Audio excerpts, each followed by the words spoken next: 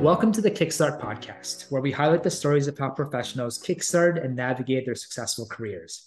My name is Preston, and on this episode, we have the pleasure of hosting someone who has had a very amazing career in engineering before he became the founder of Sabanto, that is developing cutting-edge technology to enable the future of agriculture.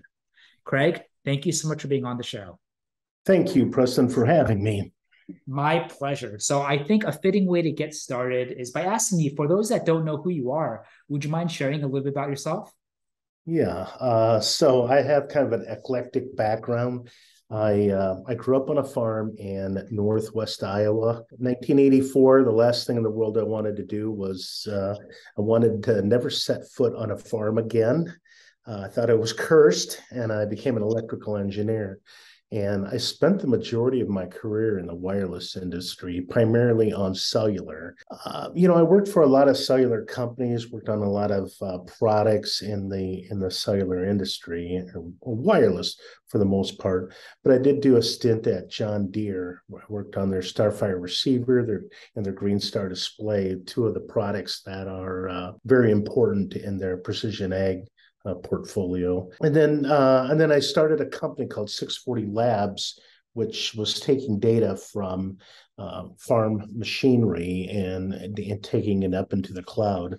So it really got me interested in agriculture, and specifically electronics and signal processing and wireless. And so, imagine I'm a guy with a lot of electrical and software experience that happens to have a little bit of ag experience as well. I love it. Thank you so much for that wonderful high level overview. Would love to talk to you and deep dive a little bit more about your current company. But one thing that sparked my curiosity is, why did you start in electrical engineering way back when? What drew you to that field? So when I was growing up on a farm, again, this was pre 80s. I was obsessed with electricity, and I just remember my father. He had these tractors and he had these radios on these older tractors, and invariably they would break down, and he would give them to me, and I would rip them apart, trying to understand how they worked. And then, believe it or not, there was a bookstore, or a bike store and Radio Shack in the little town that I grew up near. And Radio Shack was the internet for me. You could buy books on electronics, on just the components, and they would sell them. They would have these little projects you could build, and I think I owe my career to Radio Shack, believe it or not. I loved Radio Shack growing up myself as well. And then you started your career in electrical engineering. It seemed like it was a very organic process. You had a lot of interest in that way back when, growing up in the farm, which is really, really cool. And then at some point in your career, you pivoted from electrical engineering to software engineering. So what inspired that pivot? How did it feel like learning the whole new world of software engineering? And did it take you a while to ramp up, or was it kind of natural? You're using the same kind of brain that you did for electrical engineering. You applied that same muscle to software. What was that process like for you? Yeah, well, for starters, this what I call writing software was more along the lines of signal processing. So I guess you could say I was an expert in the wireless industry, or in both hardware and signal processing software. So the very specific type of software I would write would be more signal processing, demodulation of wireless signals, modulation of wireless signal, channel encoding, channel decoding. So it was specifically around signal processing software that I did write. And how was that different, or how did you feel about that versus your first job in electrical engineering? When you joined electrical engineering, did you see or think at that time, this is my career for the long run, or you somehow developed into the world of signal processing and wireless, and like, wow, this is something that I'm now really passionate about. I can see myself doing this for a very long time. How do I say it? There's there's a fine line between doing hardware development and then doing signal processing software development. And it's almost writing, and I did a lot of assembly code as well. Back in the 90s, this was before you used to write signal processing code on, let's say demodulators or modems. You used to write a lot of assembly code to do these, the demodulators or the channel encoders. And so it wasn't a giant leap for me to go from the hardware world into the software world, given the type of software world, that I was writing. Now, I do see, you've got, front end and back end and full stack developers. I have no idea as to what they're doing. So that is not I understand the jargons but it is a million miles away from those types of software engineers. I would write, more just signal processing, finite impulse response filters. But, part of it was, okay, how long does filter have to be? Can I do it, in a fixed point implementation? It was a lot of hardware and software development. That's when I look at signal processing software, God, it's been so long since I've talked about this. It was both, and it was kind of fun in that it was, developing software, but there was a very, very, very mathematical part of it in terms of, and I go back to that. I need a filter. What type of filter am I going to use? How is it going to affect my performance of my demodulator? And I would spend a lot of time, looking at just the algorithm as to how it's going to be done, more so than actually implementing the software. For the audience that's unfamiliar, what is a demodulator? Like, what do they do? I'm just curious. Oh, well, like in cellular phones, for example, this wireless signal is, this signal is coming over the airwaves and, through the antenna, through the front end filter into the LNA, and then it gets down converted, IF filtered, and then it, goes through like an analog to digital converter. So you have this very noisy signal representation of the ideal signal that was transmitted. And what you need to do is you need to recover the actual signal. The data bits were modulated. Now you need to demodulate and get back to the bits. And there's all sorts of absolutely clever things you can do to, the trick is to, decode and detect and estimate that signal as close as you can to the original. Interesting. Wow. Yeah, for someone who's completely unfamiliar with the world of cellular Wi-Fi and how it breaks down from the waves out there to inside your phone and how it gets synthesized and absorbed and processed, it's quite fascinating. So how did you go from working in signal processing and wireless to then becoming a business or an entrepreneur? And if I'm taking a look, and if I remember correctly, aside from Sabanto, which is the company you are working on right now, did you referenced that you started a company before that? How many other companies did you found before Sabanto? I think Sabanto was the 6th company. Wow, that's amazing. So now you're not just an entrepreneur here. You're a serial entrepreneur, Craig. Yes.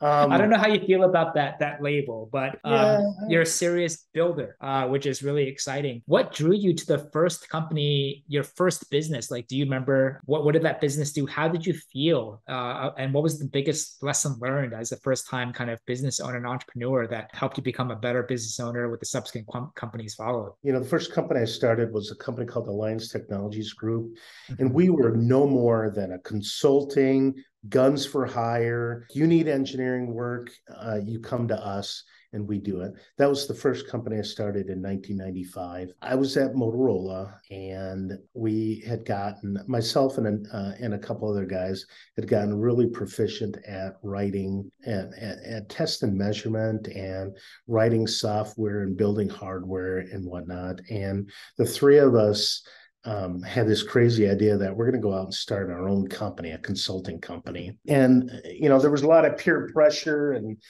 we, I'll be the first one to say we didn't know what we were doing. But the three of us went out and it worked out pretty well. We went for about, 5, 6, 7, we went about 7 years doing that. And we grew, we were up to 20 people. And it was a lot of fun. Did I learn a lot? Absolutely. It was completely self-funded. We didn't take $1 from an investor, and we, so it was all organic growth. And we didn't have a product. We never had a product really. It was all contract work. And we had this vision when I started that company. We had this vision that we're going to be a product company. We're going to start out with, and then we're going to find out, the product, and then we're going to do that. But in looking back, that was probably our biggest mistake because, just that mindset, because when you're a contracting company and you decide, you want to do a product, and the problem is these opportunities would come through the door. At the time, our engineers were getting, $125 an hour. It's really hard for a small company to turn down an opportunity because we're going to forego any profits and whatnot and focus on this product. That's a really hard decision to make. And we just didn't have the discipline to make that. And so from beginning to end, that company was a consulting company, nothing more, nothing less. So maybe the biggest takeaway there is just like stay in your lane, stick with what you're doing really, really well, and just continue doing that instead of diversifying or spreading yourself thin just for the sake of diversifying. Absolutely.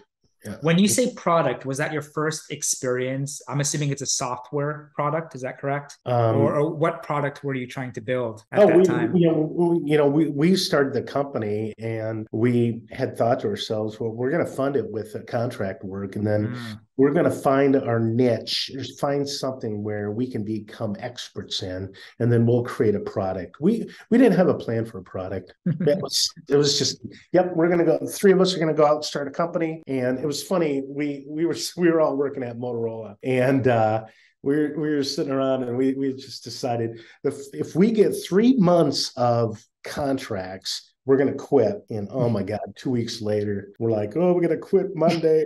So it was a lot of fun. Well, I love I love it that we're talking about this because number one, people are always fascinated. Like, how do you start a business? Like, do you just cold turkey it, or like if you have a full-time job, do you do it on the side? And it seemed like you and a couple of colleagues, buddies, and decide to lock arms with this vision, unified vision, and get started on the side. And it seemed like your timeline was a lot faster. It accelerated a lot more than originally anticipated, and you just quickly had to ask that serious question, like, what do we do now? Are we going to jump in, right? And then do it. But you can't undersell yourself though, Craig. I think the fact that you had a vision and then you executed, and then it's not like you lasted for 11 months, and you said 7+ years. Many businesses can't even get past the 3rd year. So for your first business foray, I mean, that's a massive success in my book. So we don't have to talk about every other business afterward, but if you can maybe just share high levels of what were some of the other businesses that you did afterward before Savanta? So 3 of them left with an acquisition, technically.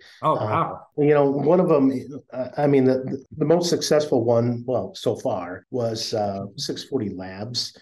That was, probably the most interesting one was, and this was kind of interesting, the business we started. It was called Rough Riders Communications. It was out of Oklahoma. Oil rigs, they're out in the middle of nowhere, and they need communications. They need telephone service and internet access, right? So myself and a couple other guys, we went and we bought a bunch of snowmobile trailers. We got a 1.5 meter satellite dishes, mounted them on it, got some modems and some Ethernet switches and Wi-Fi routers. And what we started doing is we started deploying data services in the panhandle of Oklahoma. And at the time, we were sitting in Chicago and we had a guy, a couple guys working for us down in Oklahoma. And their job was everything: sales, support, deploying systems. And that lasted for 3-4 years. For someone that's owned multiple businesses, what do you get the inspiration from? I'm sure like even now, you can't help a part of your brain just always cranking out new ideas, right? So like what inspires you to generate new ideas? And then what makes you internally determine, oh, this is actually a good idea and I should go for it, for someone who's done like 6 businesses? I guess what inspires me to do it I guess I've been fortunate that I have the opportunity to do it. Mm. It's not as risky as you think it is. Like, for example, I had two kids, and my wife was a full time. She was taking care of my kids full time, and I. I'm sitting at Motorola and I'm going to leave Motorola perfectly great. It was a great job. I was making good money. I had insurance. But then I'm like, I have 3 months of work.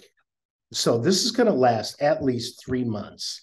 And, it took us about 2 weeks to get 3 months worth of contracts. And at the time, I'm like, okay, I can last 3 months. And I knew that, talking with my boss before I left, or this guy I knew at Motorola who's pretty pious, said, hey, I'm going to do this. And if I fail, will you hire me back? He said, absolutely, go knock yourself out. So I guess, people think he's a risk taker. I knew that regardless of what path I went down, I would always land on my feet. Seemed like it. I mean, at the end of the day, to me, it looked like you were just hedging, right? So like as a worst case plan B, if all else fails, you can get your original job back. I think that's awesome. I think for a lot of people, they think that if they made that jump, their job wouldn't accept them back if they come running back, right? So I think it doesn't happen for everybody, but you create a situation for yourself where it just made sense to take the plunge. Yeah, like you say,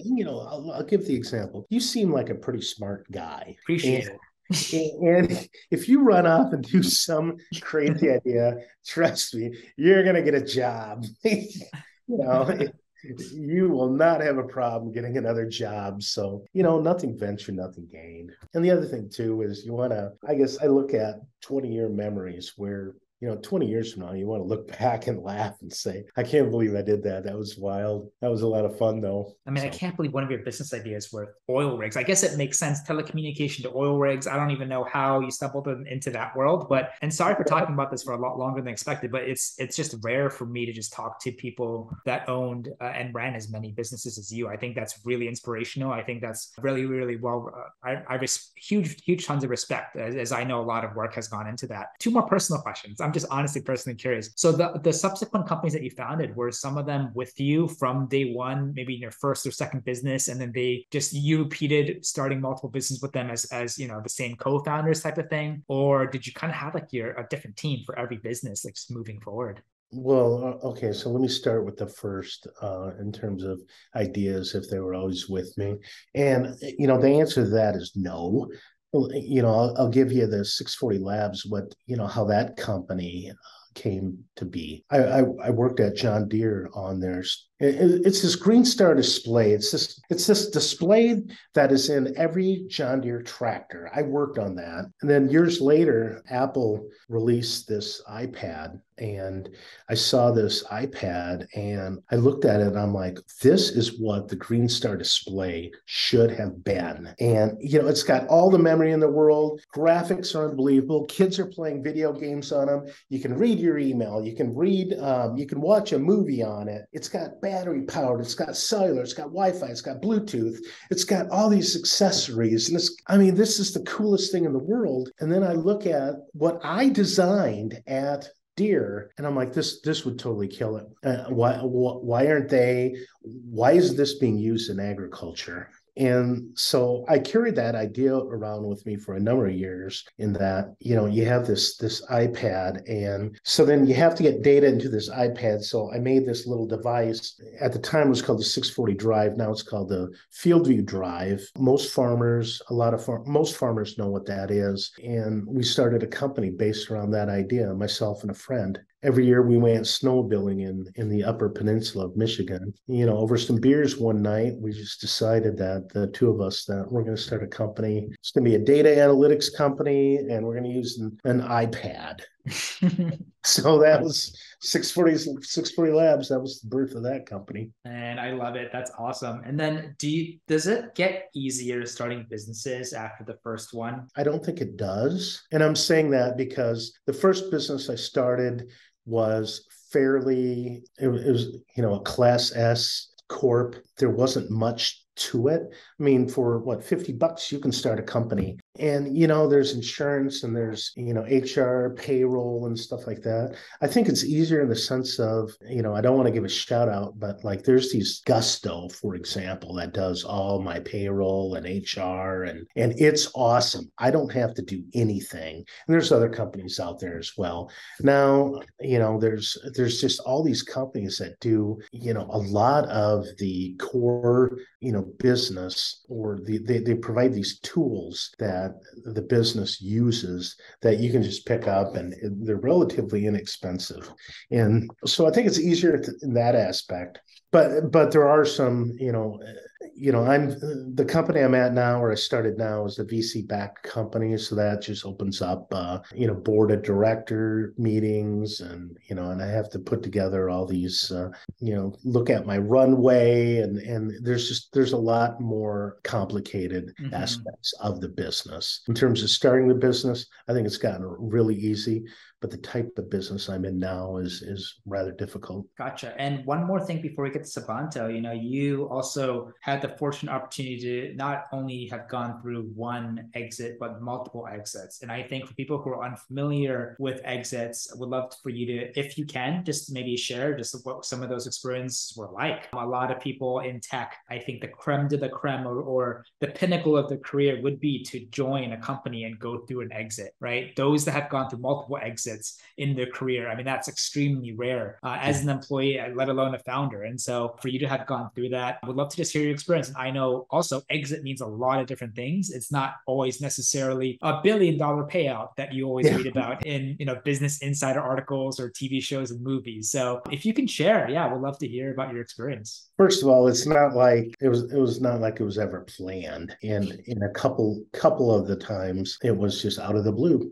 We got a call, and hey, we've been talking about this. Would you be interested in getting acquired or joining us? And we like what you're doing. So it's not like, I'll be honest with you, in my case, I wasn't looking out for it. It just happened. I was very fortunate in that aspect. The process was really interesting in that, the due diligence part of it, they wanted to make sure, all the employees had, it's like going through a due diligence when you close a price round investment. Some of the things are really interesting what they do. One thing in particular that I found I never thought of, but it makes perfect sense, is before we got acquired, we had to go through a security audit. And what they did was they looked at every nook and cranny of our system, and to make sure that nobody could get in and, basically hack, or they were looking at data security. Because so in 2014, we were technically acquired by Monsanto. And evidently, I had no idea. The day they announced, we acquired such and such a company, what hackers will do is they'll focus on that company, because then, because that is now a part of Monsanto. And if they could crack that company, then technically they had found a data breach at Monsanto. It's like a backdoor entry. Backdoor entry, exactly. And, or just, they can say, yes, we hacked into Monsanto. But, it was this little company, and no, they go through and they do quite a lot of security audits and whatnot. I thought that was interesting.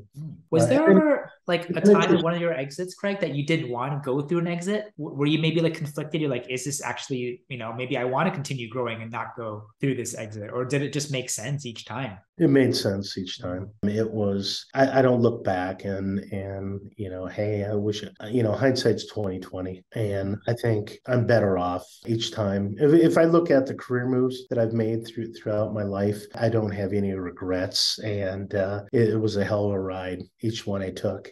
So I don't have any regrets whatsoever. Well, I wish we could have more time to really dig into all these other companies and this exit. I mean, it's so many. You can have a podcast just about one of your companies alone. But the reason why we're here, we'd love to kind of take a step forward and talk about your current company. It seems like it just made a full circle for your life, for someone that grew up on a farm and you're like, I hate it. And you went through electrical engineering, went through wireless, you went through all these companies, and now you're working and you founded a company back in the agricultural sector. Yeah.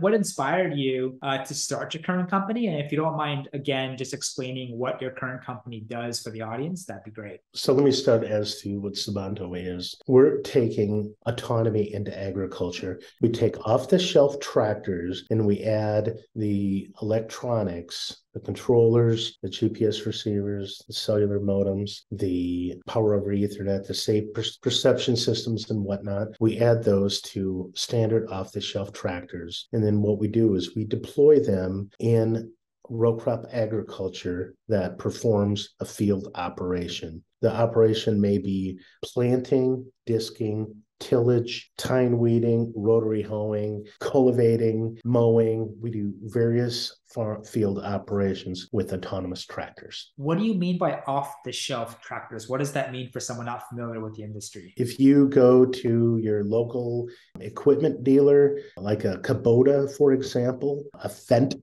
tractor, for example, there are, and when I mean off the shelf is you can jump on the phone and go buy a Kubota tractor tomorrow. And so what we do is we use those types of tractors for a Oh number of. wow. So is one part of your business to just acquire a lot of these? Like you're like downright purchasing them and then you're adding the tech to it and then you're deploying Absolutely. them. So you're kind of doing that whole vertical. Absolutely.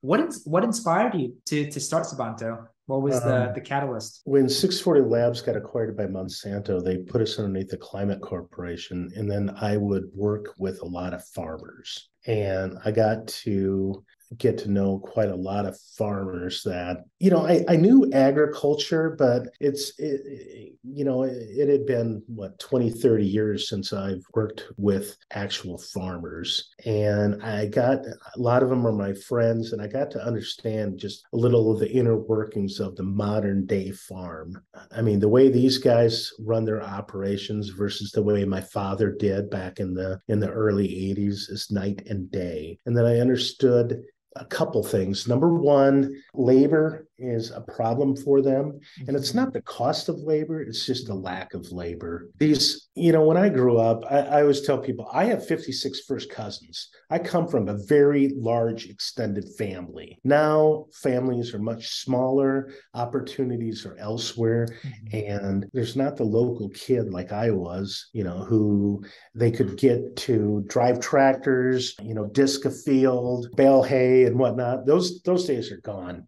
And it's just hard for these farmers to find these people. And, the answer obviously to me at the time was, God, these guys need autonomy. And then when you're sitting, and what's amazing is I don't think the general public knows this either, but the rule of thumb in agriculture is it's $1,000 per horsepower. And you're sitting in a 500 horsepower tractor with the farmer. And also goes through my mind is, oh my God, this tractor cost $500,000. And so I looked at autonomy not only as this is a solution for reducing the requirement for labor in agriculture, but I looked at it from the lens of we're going to run smaller tractors longer hours, and the smaller tractors are going to be less capital. Less capital, more efficient, more sustainable. Absolutely. And better for the soil as well, because some of these tractors are, they're 40, 50,000 pounds. And, compaction in soil is a major problem that I think that someone needs to address as well. So I went with the Swarm, using smaller equipment, running it longer hours. And that's what makes us different. Yeah, that totally makes sense. And for someone who's unfamiliar, just massive lack of knowledge when it comes to farming, and how big is the farming industry in the States? And how many on average or ballpark farmers or farms are out there? Like if you can give an audience an idea of scale that we're talking about. So in the United States, there's 3.4 million farmers in the United States and we're looking at row crop agriculture, primarily soybeans and corn. There's about 176 million acres of corn and soybeans in the United States. in a certain geographic location? Is that mainly in the Midwest, for instance, in the In the States? Midwest, In the Midwest. primarily from Texas to Minnesota. But that's not saying, you're in California. I'm in the East Coast in DC. Oh, okay. In DC, yeah. DC and New York originally. Yeah, believe it or not, there's quite a lot of farms in New York, in upstate New York, and in Maryland as well. So It's there are farmers over there as well. There's a lot of vineyards out here, Craig. There's a lot of horse farms out there. There's a good amount of ranch. So naturally, I think there are good farms as well. It's a gorgeous area. It absolutely is. Oh, that makes sense. So you're basically so your core business essentially reaching out and developing relationships with these low crop farms. You said the soybean in the Midwest, and then I can imagine maybe you can gradually expand the scope and different types of farms as your tech continues to improve, maybe, or Absolutely. And what's interesting is a lot of times when you start a company, you go down this path and you really don't know where you're going to end up or what other path it might take you down to. We seem to be doing a lot of mowing as well for the Air Force, which is a field operation. I mean, farmers mow, they do, and the Air Force looked at what we were doing and took interest in that as well. So we're also doing quite a lot of mowing for the Air Force and Space Force. What would you like? When I hear mowing for the Air Force, where do they have the grass to be? Is it like around their headquarters? Are we talking like next to the runway? Apologies for my ignorance, but no, they do. Like, where's the grass for the Space Force and the Air Force? Well, we're mowing at some of these Air Force bases. Oh, I see. Like Scott Air Force Base has 500 acres of grass. Now, I throw that term around loosely. It's not really grass. It's more like prairie grass. This isn't a lawn. It's more like a prairie or almost like a hay field where we have to go out there and do that. And you're mowing these with their automated, modified small tractors? Mm-hmm. That's really cool. How far along is the tech? How many tractors have you and the team automated, or how many farms are you servicing? I can't really touch on that. Whatever you can share. Yeah, whatever. I can tell you that we have performed field operations in Iowa, Nebraska, Minnesota, Missouri, Wisconsin, Illinois, Indiana, Texas, and soon to be Florida and California as well. Wow. So our footprint is increasing. That's amazing. And then obviously your end users are established existing farms today. How do you guys make money? Like, is it a one-time fee? Is it like you charge them monthly type of thing to access your autonomous vehicles? Like, how does that work? Okay, so there are certain, I should say, operations or entities or enterprises where we work with them hand in hand and deploying autonomy into their system. Mm-hmm. And they view us as an extension of their workforce. And then there are things underway right now. What we're doing is we're offering an autonomous system that one can put on their tractor, given a certain make and model. They can start performing field operations autonomously as well. Oh, so that's going to be more of like your D2C vertical. But then it seems like the former, you have relationships with these entities perhaps that own either just a lot of maybe farms, or is that a lot of acreage to deploy your product? Is that how it works? Kind of like an outsourced team that you referenced earlier? In that case, when we work with these enterprises, we go in, we train them as to how to use it. I see. Straightforward. We have a web-based mission control, and so you can display and monitor and deploy systems with your cell phone.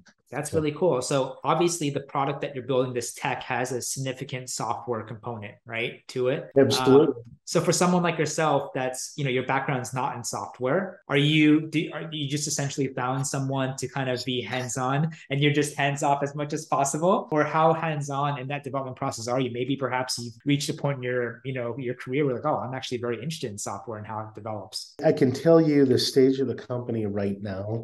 I have 23 people. Amazing. The 23 counting me, the 22 people that I have are very competent. They're very productive. And I will say, like, my entire software team, they know what they're doing. Ravi Induri is my CTO, and I've worked with him. He's been part of the equation since 640 Labs, so he's been around for 6 years. I know him. He knows how to do the front end, back end. He's completely responsible for that, and he does a pretty damn good job. So that's his very much his domain, and his domain. You know what? And I don't meddle in it because I know Ravi's got it handled, and that's same as the equipment. For the longest time, for let me see, we started in 2018. For the longest time, 3.5, 4 years, we were a pure technology team. And equipment. Corey Spady is my equipment guy, and now he's VP of product. The guy knows how to deliver a product. He's a farm kid, ag engineer, Purdue University. He knows what he's doing. I guess I'm privileged in that I don't have to lay in bed thinking about it, because Corey, Ravi, and a lot of my engineers that I have are, I know they're certainly capable of fixing any problem, and it's a big relief for me. I think for first-time entrepreneurs, this is a genuine concern, especially if they have an idea that they deem worthy, that they want to pursue, but perhaps it's in a domain that they have no experience with, right? Either you have a strong technical background and you can make the MVP or V1 yourself, or you have to find someone who is an expert in that domain. And it seems like you've done a great job, and really just finding the right people and putting them in the right position to enable them to push your company forward and closer to the vision. If I have to write software or build equipment, we've probably failed at that point. And between Ravi, Corey, and my other guys, they can certainly handle that. So do you have an office? Are you remote, hybrid? What are your thoughts about that? Okay, we're headquartered in Chicago. We have an office in Ames, Iowa, with a shop. So if you can imagine, so you're in DC, right? Okay. Here's kind of sort of the problem I have. I'm downtown Chicago, not much different than DC when you get down to it, right? We're an ag company. I need both, I call them the propeller heads, the software guys who, are doing all the, the tractor OS, the front end, the back end development, all the software, pure software. But I also need these kids that come out of college and they're more agriculture. They understand row crop agriculture. They understand corn. They own soybeans. They understand equipment. They're gonna have to build this equipment, put all these actuators and controllers, and go out and do field testing. And the problem is, it's like you. If I say, Preston, can I get you to move to Cherokee, Iowa, where I grew up? I've got an opportunity. There's no way you would go there. I guarantee it. There's no way you would go there. If you were to toss in that good bottle of red wine, Craig, I'm there. I'll be there tomorrow. Yeah. Well, most people would. I'm the anomaly. No, but I see your point. I see your point. and it's hard for me to get these kids to move to. I don't have to. The first thing that goes through your. I'm not going to have to move to Chicago, am I? I'm like, no. Okay, because I can't live in Chicago. It's just who they are. It just makes sense. Like, you're in the agricultural business. You need people that have that, experience and expertise, and you're not going to find that so much in Chicago, right? Or any urban city. No, I'm not. But I do have, what's interesting too is a lot of my engineers, we're at 640 Labs, came through and were at the Climate with me. And so it's kind of interesting. The software team that I have, they all know agriculture to a certain extent. I mean, they've never, walked beans or shelled corn or baled hay or anything like that. But they do understand agriculture in the sense of, they can tell you what the typical population of a cornfield is versus a bean field, what cultivation is, headlands, why headlands exist, and what the size of them. They do understand row crop agriculture. That would be key. I would be the worst hire you'd ever make for that position, right? If you were to reach out to me. But your team of 23, including you, I think that is quite, highly respectable. I mean, that's a solid number. You've hit that critical mass. Is there anything about your company for people who are listening and they're like, wow, this actually resonates with me. Maybe I might know of someone who might want to work in agriculture. But what separates your company different in terms of like your culture? Do you guys do anything different, unique? What would the X factor be? I mean, I think first and foremost, I think it's a fun company to work for. There's a lot of camaraderie. If you've ever worked in agriculture, you soon adopt I guess, the culture of the ag industry. And the ag industry has some of the nicest people you will ever meet, and they're fun to be around too. They're funny. There's this rule of thumb too, and this is actually amazing. They tease each other all the time, and the rule of thumb is if you're not getting teased, then there's something wrong with you. And it is. Trust me, it's that way. And these farmers, and they'll make fun of you, publicly, and you just got to laugh at it. And they're not doing it because there's no malice there. God, is that, they'll tease you about one thing or another. They'll find something, and then, you just got to laugh. And then what you do is you shovel it back to them. And the one thing, I want everyone that comes to work here, I want them to have fun. I don't want it to be necessarily a job, more like a lifestyle. And the culture of the company is built upon your first, 3-4 hires. And I knew, I made a list of 5 guys that I knew that could help me pull this off. And they were chosen not only because of their technical capabilities, but primarily it was their attitude, their work ethic, and they're fun to be around. And I knew that if I brought these guys in, then the company would become that. I really vibe with that. We have a chance to work with a lot of different companies and founders, and I really resonate that you take the importance of intentionally hiring the right people from the get-go, and it can either make or break the company 100%.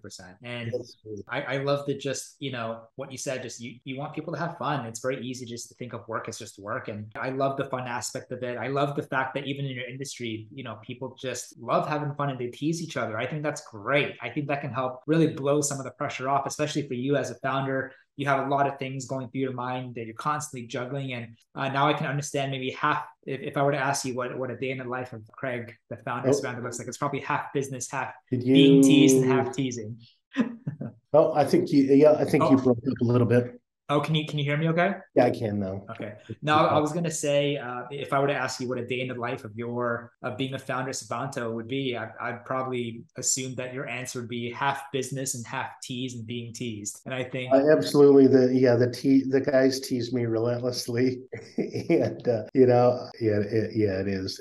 That's, you pretty much hit the nail on the head. I talk on the phone a lot, and they tease me about that. It's just one thing after another, I guess. But I think hiring in this market in 2022 is very difficult for a small company, to scale to 20 is very difficult to do, especially in an industry like ag, right? I mean, you have to not only just find people who are good at what they are, but they have to know a thing or two about the industry as well. And I think you've done a great job. I think to give a highlight to you in your career, I think what probably helped a lot is just your background, Craig. In our industry, we always like to say, if you're thinking about working at an early stage startup or tech company, one of the things that you need to pay attention to is just the background and the experience of the founder. And it's very easy to be like, oh, wow, this guy is a first-time founder, went to a good school, or maybe he's a second-time founder. Oh my God, like that just makes me feel even better. I can sleep better at night. But you've done this quite a long time and a lot of different sectors and businesses. I think that alone is a huge selling point for a lot of people. And so it probably played a huge role in helping you kind of scale the team where you are now. But of course, adding to that, like the product you're making, your mission in an industry like farming, where it's a tough time to be a farmer, right? I would imagine,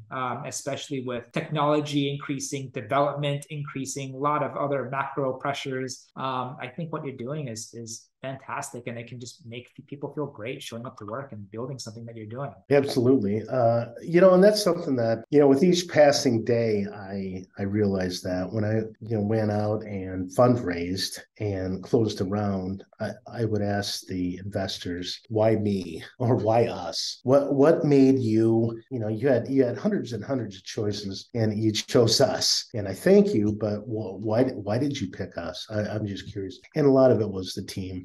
It's just something that I didn't really think about. I knew that, oh man, if I could get this guy and this guy and this guy to help me pull this off, then, this would really help. And, they decided to, like I said, quit their perfectly good paying job and come to work for me at our company. And then once they come in, then it was easier getting other people because there's safety in numbers. Mm-hmm.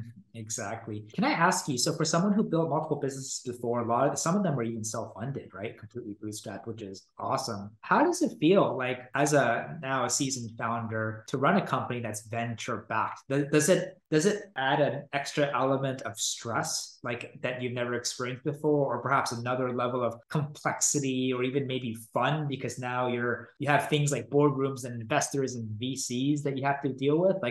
Or is it something that you just, you weren't prepared for at all and just kind of caught you by surprise? Like, what has your experience been so far? I can tell you. So this is the biggest lie I think I was told. For years and years and years, you would always hear these stories about, if you get a venture capitalist or a vulture capitalist, they're going to be god awful. The boards are terrible. It's just going to be, they're going to make you jump through hoops. You won't believe just how bad it is when you go out and you take money from a VC, blah, blah, blah. Right. And I believed it. And I can tell you that is the biggest bunch of BS I've ever heard. I actually adore my board. At the end of the day, they want this to succeed. Right. And they are some of the most helpful people. They will answer the phone whenever I call them. If I have a question about such and such, I don't know this, they're happy to explain. I would go to board meetings. The first board meeting, I was like, oh my God, a little nervous and that, how am I going to do? Am I going to do good enough? Blah, blah, blah. And then I soon realized that after every board meeting, I'm invigorated. I think I wish I could have a board meeting every week because they really, really help me. And I rely on my board. I have weekly calls with the chairperson of the board, of my board, Daphne Prius. Call her out. She's absolutely remarkable, and she's got this legal. She's very disciplined. She's awesome. And that Kirsten Stead from Data Collective, she's just awesome too. She's got that West Coast go go go. And then I have John Perriam out of Fulcrum, out of Kansas City, and he is great as well. Very legal minded, and he's just very helpful. So I wish every company I had a board of directors. Wow. I mean, that is refreshingly honest and insightful. And I appreciate you sharing. And it seemed like you just had best experience you could ask for when it comes to VCs and boards. And I think that's amazing. And I'm really, really happy for you and the team. I think that's fantastic. So I guess the outlook, just moving forward, like what do you think is the future of farming? I know, as I kind of mentioned before, the farm, just land in general is facing a lot of different threats. Obviously, farming has their own industry specific threats. Like what do you see as the future of farming in this country? And do you think it's here to stay, or it's an existential crisis? Like, what are your thoughts? So I have a variety of thoughts. Let me start with, I think, the biggest problem in agriculture today. What that is, there's just a little over 3 million farmers in the United States. 1/3 of them are over the age of 65. And farmers die with their boots on. Let's have an uncomfortable conversation. 12 years from now, CDC hasn't pegged at 77 years old. So 12 years from now, 1/3 of the farmers we know in the United States are going to be gone. And then what's scary is another third of the 3 million are between the ages of 55 and 65. So 22 years from now, 2/3 of the farmers we know today are going to be gone. It's just not an occupation that you could that the young can go into, primarily because it's very, very capital intensive. And I always joke that every guidance counselor in the United States they say you can be anything you want in this world but a farmer. I don't care what you're worth, Preston, but you could not become a farmer. It's just too capital intensive. And so I don't know what the solution to that is, but I think that that you're going to start seeing pods, if you will, farms on the order of, let's say, 2,500 acres,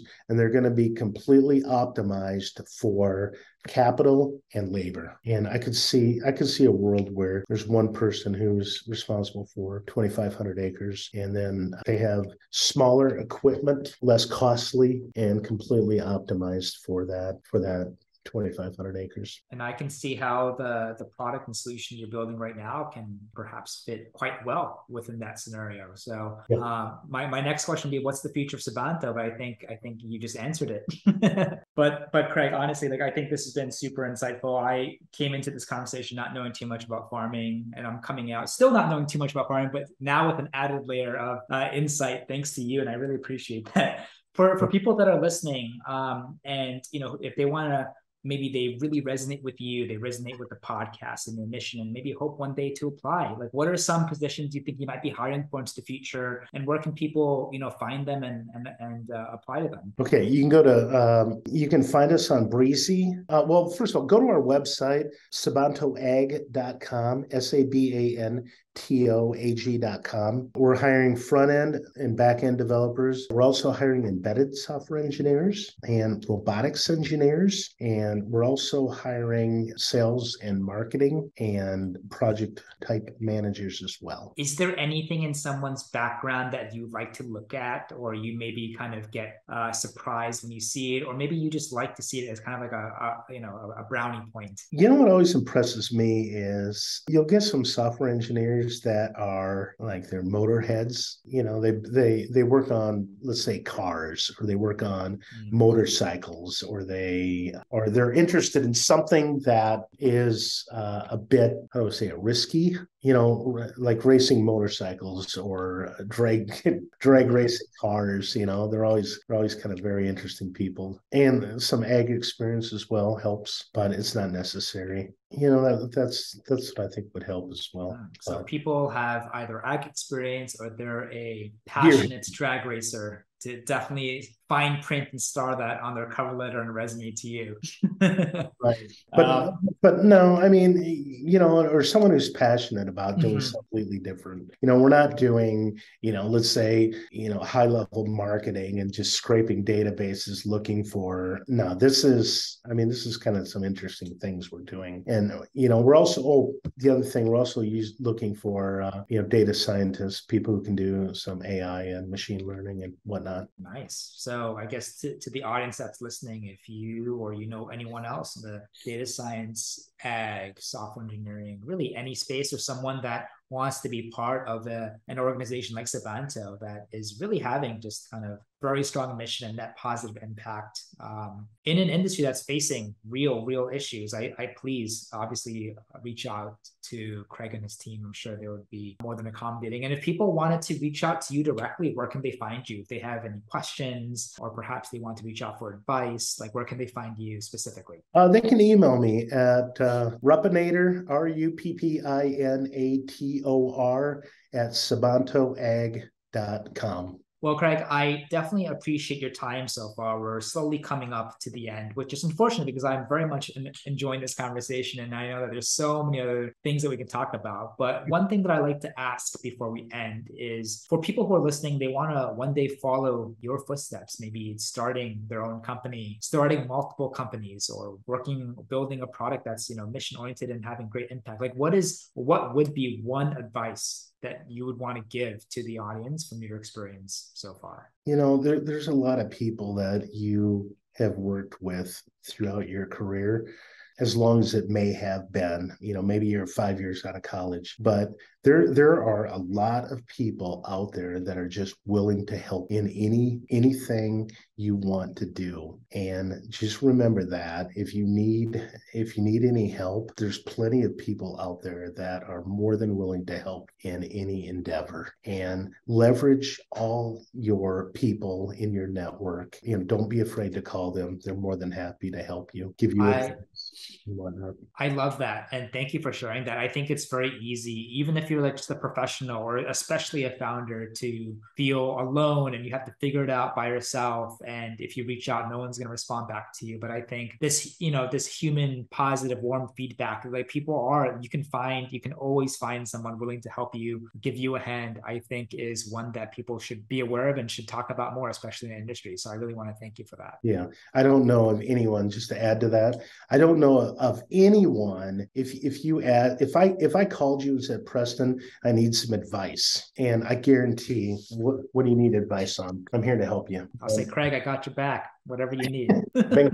Don't be afraid to use your network. I love it. But no, thank you so much again. I mean, just in this short amount of time frame, we went over a lot of different topics, and it was truly quite an experience for myself to talk to someone like yourself that had really an amazing career, Craig, from starting out into a farm to kicking off in electrical engineering and pivoting to signal processing and wireless to starting God knows how many successful companies with how many different exits to now running Savanto, which obviously is building a solution to a real issue that the country and a lot of massive industry and agriculture is going through. I really want to thank your time and just appreciate your transparency and honesty and giving people a glimpse of what life is like day to day, what your mindset, what goes through your mind as a founder of this company and multiple before. So I'm honestly very excited to see your tech continue to evolve and have more impact. I'm excited to see your team continue to scale and continue to not only work hard, but to have a lot of fun, which I know is a very important value to you. And we will certainly keep in touch. And there's any way we can help out, we'd be happy to. And I think it's very inspirational. And just want to thank you again and wishing you and the team nothing but tremendous success. Well, thank you very much.